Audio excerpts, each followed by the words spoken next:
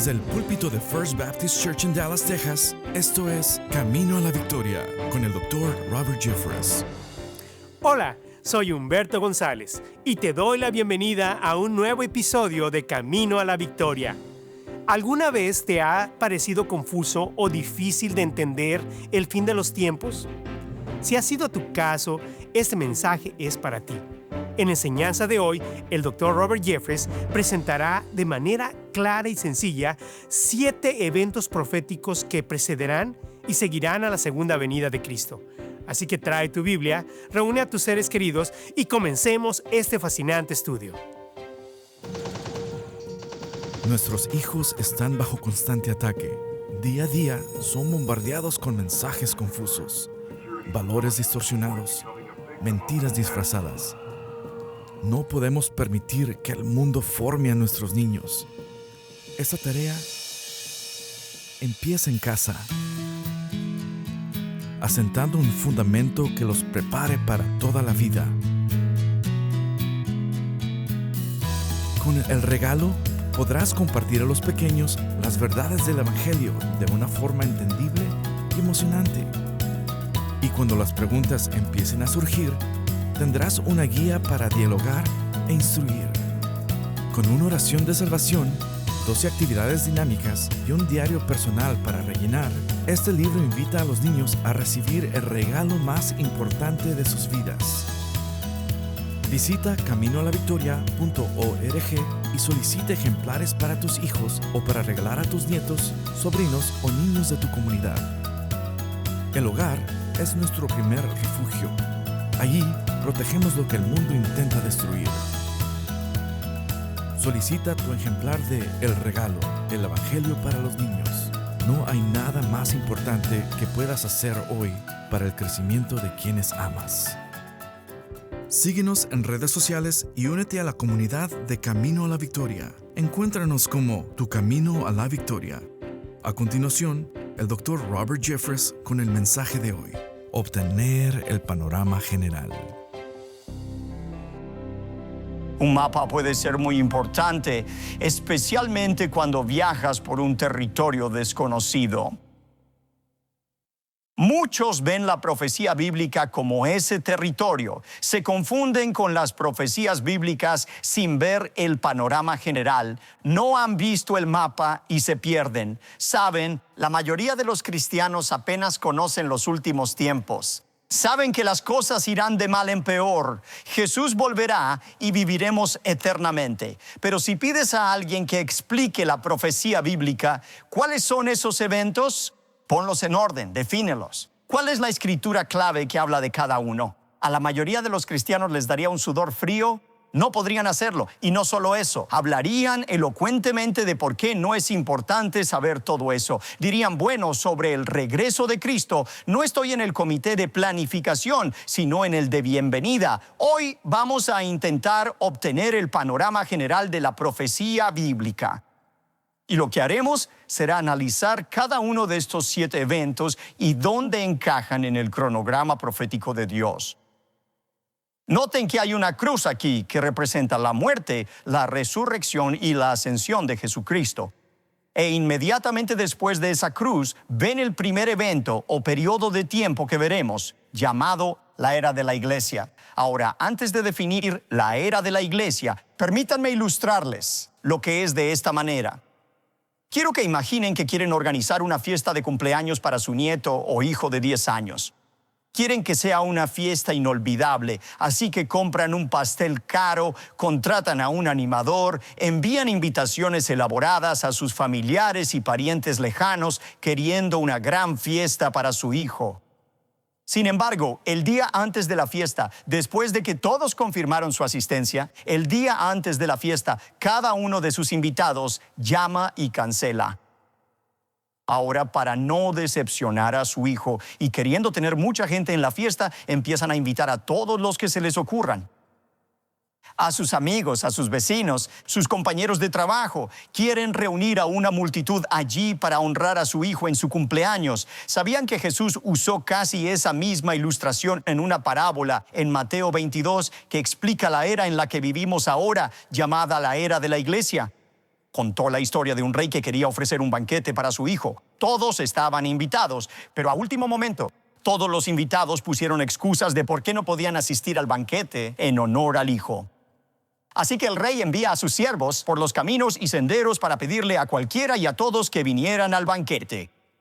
Y por supuesto, lo que Jesús decía era que los judíos habían sido los destinatarios de la invitación de Dios a la fiesta de Dios para su hijo, llamada el reino de Dios. Pero los judíos, al haber rechazado esa invitación, han hecho que Dios extendiera la lista de invitados a personas como tú y yo, los gentiles. Y eso es lo que es la era de la iglesia. Es un tiempo en el que Dios ha extendido, ampliado la lista de invitados más allá de Israel a todos y cada uno para formar parte del reino de Dios.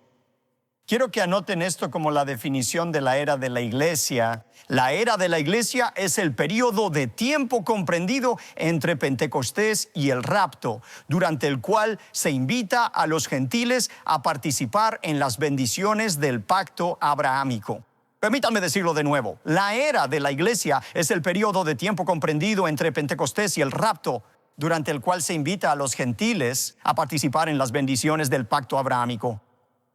Vimos la última vez en Génesis 12 que Dios le hizo una promesa a Abraham y a sus descendientes creyentes, Israel, y durante miles de años Dios ha estado tratando con Israel, intentando llevarlo a una relación correcta con Él mismo.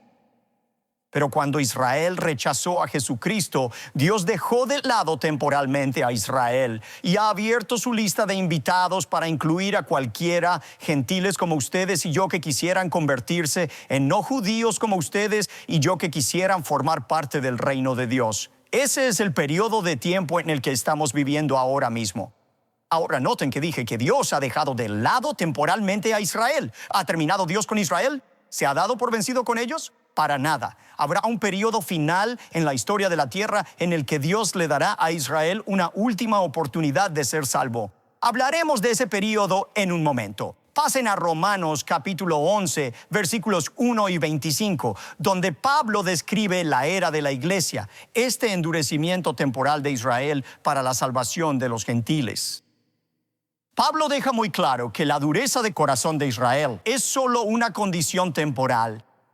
Miren el versículo 1 de Romanos 11. Digo, pues, ¿ha desechado Dios a su pueblo? En ninguna manera, porque también yo soy israelita, de la descendencia de Abraham, de la tribu de Benjamín. Y luego el versículo 25, porque no quiero, hermanos, que ignoréis este misterio. ¿Cuál es el misterio? Es el misterio de la iglesia. La era de la iglesia en la que vivimos, en la que Dios ha dejado de lado temporalmente a Israel para que los gentiles puedan ser parte de la bendición de Abraham. Porque no quiero, hermanos, que ignoréis este misterio, para que no seáis arrogantes en cuanto a vosotros mismos, que ha acontecido a Israel endurecimiento en parte.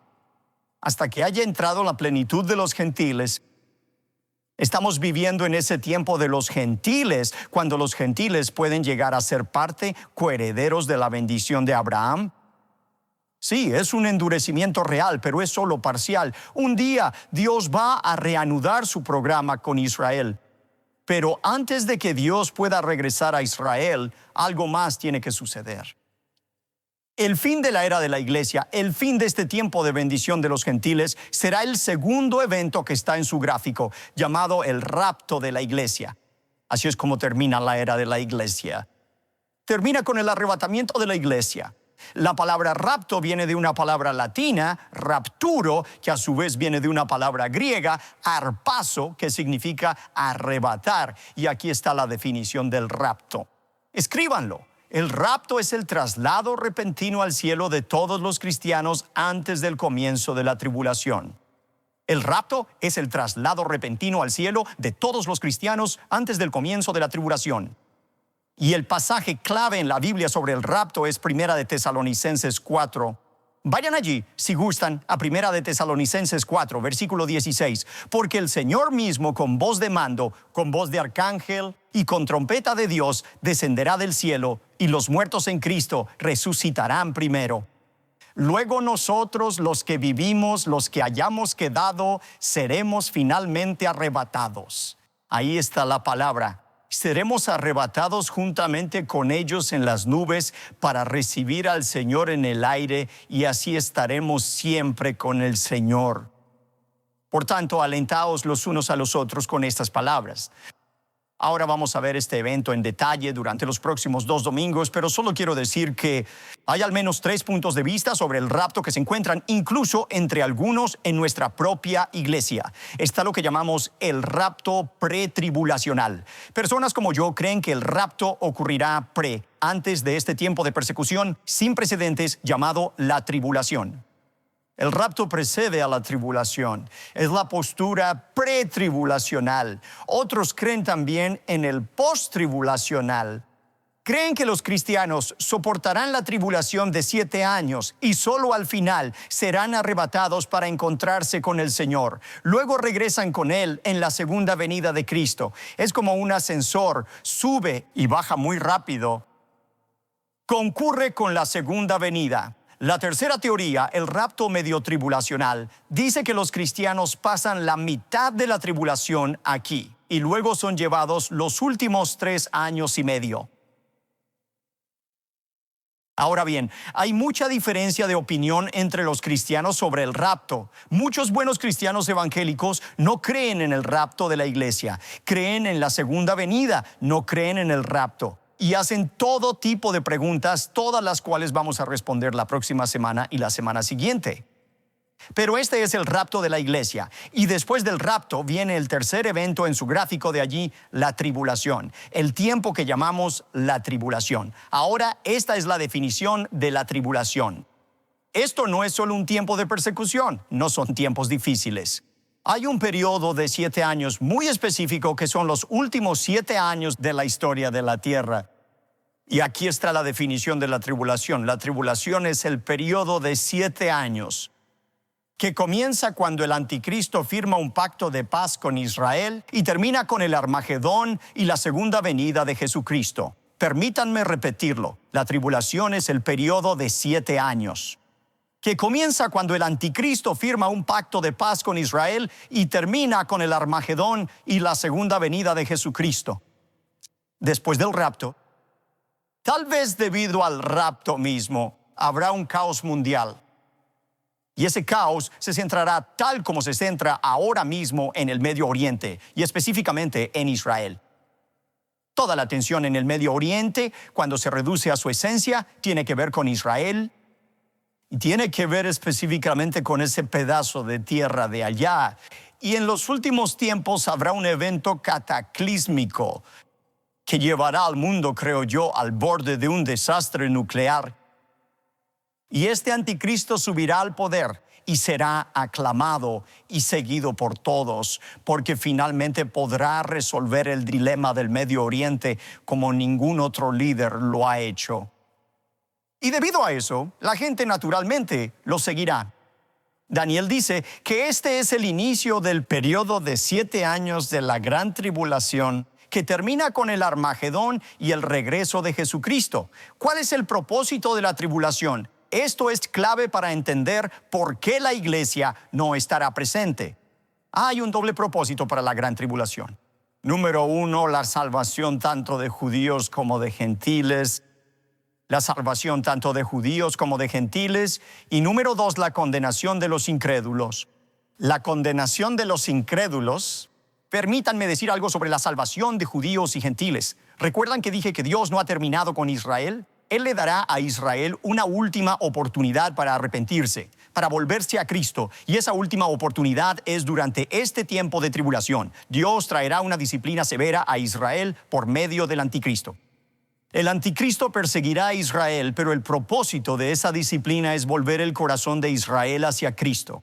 Y sabemos por los 144,000 testigos judíos que Juan describe en Apocalipsis 6, que muchas personas llegarán a la fe en Cristo durante la tribulación. Si bien todos los cristianos habrán sido arrebatados antes de la tribulación, habrá muchas personas salvas durante la tribulación, muchos judíos, así como muchos gentiles, pero pagarán un precio muy alto por confiar en Cristo. Entregarán sus vidas, muchos de ellos, para volverse a la fe en Cristo. Pero este es el tiempo del que habla el Antiguo Testamento, el tiempo de la angustia de Jacob, la semana 90 de Daniel, el día del Señor.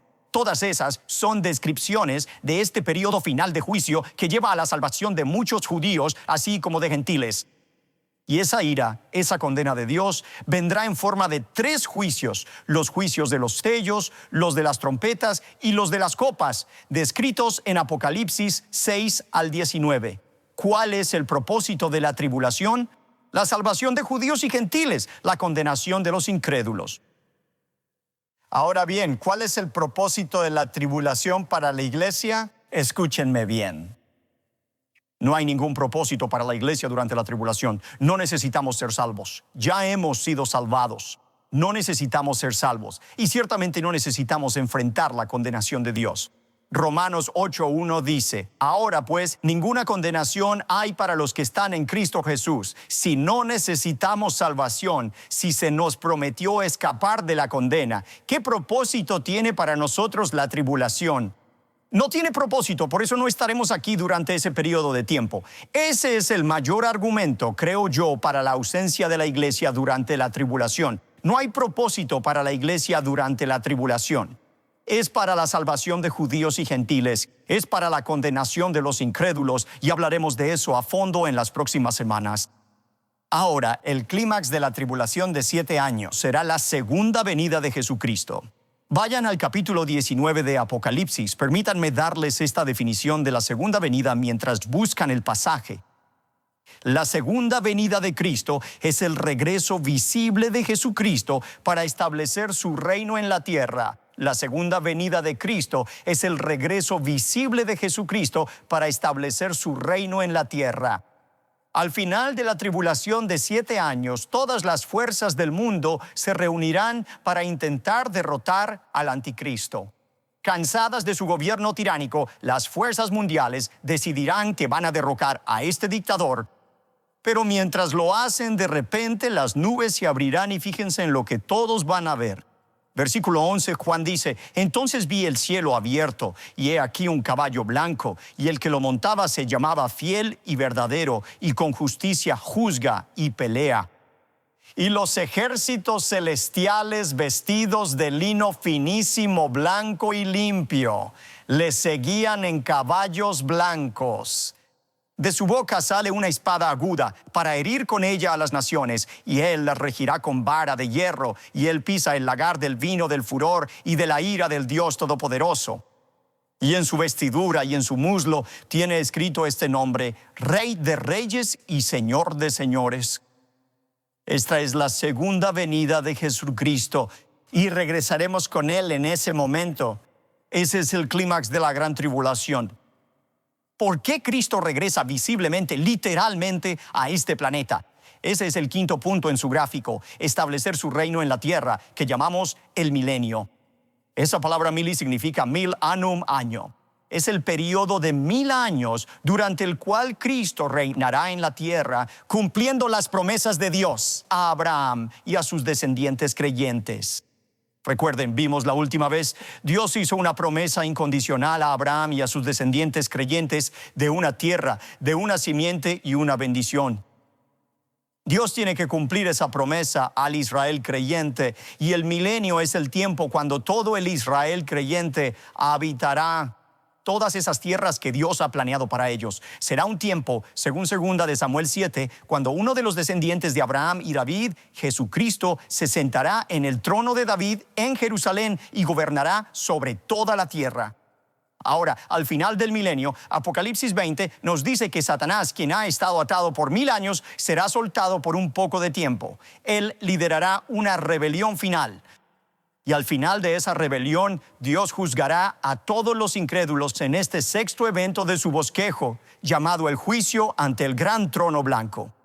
El juicio ante el gran trono blanco. Este es un tiempo cuando Dios juzgará a todos los incrédulos que hayan vivido jamás. La definición específica es esta: el juicio del gran trono blanco es el juicio final de Dios contra todos los incrédulos que han vivido alguna vez. Ahora, para que no piensen que estoy inventando nada de esto, quiero que busquen en Apocalipsis 20, donde podrán ver esto por ustedes mismos. El juicio del gran trono blanco es el juicio final de Dios contra todos los incrédulos que han vivido alguna vez. Miren Apocalipsis 20, comenzando con el versículo 11. Juan dice: y vi un gran trono blanco y al que estaba sentado en él, de delante del cual huyeron la tierra y el cielo, y ningún lugar se encontró para ellos. Y vi a los muertos, grandes y pequeños, de pie ante Dios. Y los libros fueron abiertos, y otro libro fue abierto, el cual es el libro de la vida. Y fueron juzgados los muertos por las cosas que estaban escritas en los libros según sus obras. Y el mar entregó los muertos que había en él, y la muerte y el Hades entregaron los muertos que había en ellos, y fueron juzgados cada uno según sus obras. Y el que no se halló inscrito en el libro de la vida fue lanzado al lago de fuego. Y allí, como el diablo, la bestia y el falso profeta, serán atormentados día y noche por los siglos de los siglos, dice Juan. Ahora, después de ese evento, el evento final que nos espera a todos es la eternidad futura. ¿Qué es la eternidad futura? El estado permanente tanto de los creyentes que habitan el nuevo cielo y la nueva tierra, como de los incrédulos que habitan el lago de fuego. Después de este juicio del gran trono blanco, el cielo y la tierra actuales que han sido renovados para el milenio, finalmente serán destruidos por fuego. ¿Se dieron cuenta de que todo en esta tierra oportunamente se derretirá algún día? Todo este planeta, todo este universo va a ser destruido. Pedro habla de eso en 2 de Pedro 3, versículos 7 y 10. Pero los cielos y la tierra que existen ahora están reservados por la misma palabra, guardados para el fuego en el día del juicio y de la perdición de los hombres impíos. Pero el día del Señor vendrá como ladrón en la noche, en el cual los cielos pasarán con gran estruendo, y los elementos ardiendo serán deshechos, y la tierra y las obras que en ella hay serán quemadas. Y una vez que este cielo y tierra actuales hayan sido completamente destruidos, entonces Dios estará listo para el nuevo cielo y la nueva tierra. Vayan a Apocalipsis capítulo 21. Mírenlo conmigo en los versículos 1 al 4. Después de que el cielo y la tierra actuales sean destruidos, noten lo que dice Juan. Él dice: vi un cielo nuevo y una tierra nueva, porque el primer cielo y la primera tierra pasaron, y el mar ya no existía más. Y yo, Juan, vi la santa ciudad, la nueva Jerusalén, descender del cielo de Dios, dispuesta como una esposa ataviada para su marido. Y oí una gran voz del cielo que decía: he aquí el tabernáculo de Dios con los hombres, y Él morará con ellos, y ellos serán su pueblo. Y Dios mismo estará con ellos como su Dios. Enjugará Dios toda lágrima de los ojos de ellos, y ya no habrá muerte. Ni habrá más llanto, ni clamor, ni dolor, porque las primeras cosas pasaron. Juan dijo: no vi a la gente subir a morar con Dios, vi a Dios bajar a morar con el hombre. Esta tierra va a ser nuestro hogar eterno. Esta tierra recién recreada, tal como Dios la planeó originalmente, pero incluso mejor. Ahí es donde pasaremos la eternidad. Ahora podemos rondar por otros lugares si queremos, pero nuestro hogar principal será justo aquí, tal como Dios nos creó. ¿No les emociona pensar en cómo se verá este mundo? Una vez que la maldición haya sido quitada, una vez que las lágrimas y la angustia se hayan ido y experimentemos la vida como Dios la planeó. Eso es lo que Juan dice que vio. La eternidad futura es el futuro eterno, no solo para los creyentes, sino también para los incrédulos. Apocalipsis 20:15, y el que no se halló inscrito en el libro de la vida fue lanzado al lago de fuego. Su eternidad es tan larga como la eternidad de los creyentes. ¿Estaremos en el cielo con Cristo por los siglos de los siglos? Los incrédulos separados de Dios por los siglos de los siglos. La última vez que estuve en el Monte de los Olivos, leí Mateo 24 y 25, cuando Jesús y sus discípulos estaban allí en ese mismo lugar. Y los discípulos dijeron: recuerda, Señor, ¿cuándo serán estas cosas? ¿Y cuál será la señal de tu venida y del fin de los tiempos? Jesús no reprendió a sus discípulos por hacer esa pregunta. En cambio, entró en una explicación detallada que abarca 2 capítulos de Mateo sobre exactamente lo que iba a suceder. Comenzó hablando de la gran tribulación y luego habló de la venida del Hijo del Hombre, visible para que todos la vieran. Y luego habló de los juicios que ocurrirían en su segunda venida. Y luego habló del reino al que los creyentes serían bienvenidos. Pero curiosamente, Jesús nunca dijo nada sobre el rapto. Los animo a que vuelvan la próxima semana, porque la próxima semana vamos a hablar sobre el rapto de la iglesia y por qué Estoy absolutamente convencido de que ningún cristiano se quedará atrás para la gran tribulación.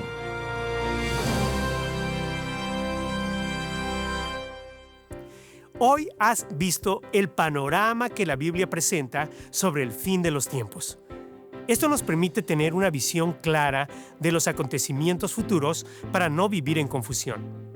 Camino a la Victoria busca proclamar con claridad la verdad transformadora de la palabra de Dios. Y este ministerio es posible gracias a la fidelidad y generosidad de personas como tú. Así que hoy quiero invitarte a considerar hacer una donación. Tu apoyo no solo nos permite continuar contigo en este camino de fe, sino también alcanzar a miles de personas más con la luz de la palabra de Dios. Como muestra de gratitud por tu donación, te enviaremos el recurso especial de este mes. Quédate con nosotros. En momentos más te compartiré lo que veremos en el próximo episodio. ¿Estás buscando amistades genuinas? ¿Un lugar donde tu identidad latina sea celebrada y puedas experimentar a Dios de una forma única? En First Dallas en español somos una comunidad de personas como tú, unidas con un propósito: vivir la fe en familia. Cada domingo nos reunimos para aprender la palabra de Dios y alentarnos mutuamente en el estilo que hace emocionar a nuestro corazón. Me gusta adorar a Dios en mi idioma materno, que es el español. No importa el país que tú seas, siempre hay una esperanza, algo que nos va a unir, y es en Jesucristo y su palabra, su obra, su mensaje.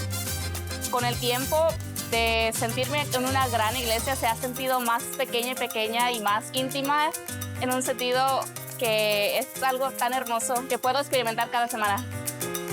El doctor Humberto González, Dios lo ha estado usando para levantar este ministerio.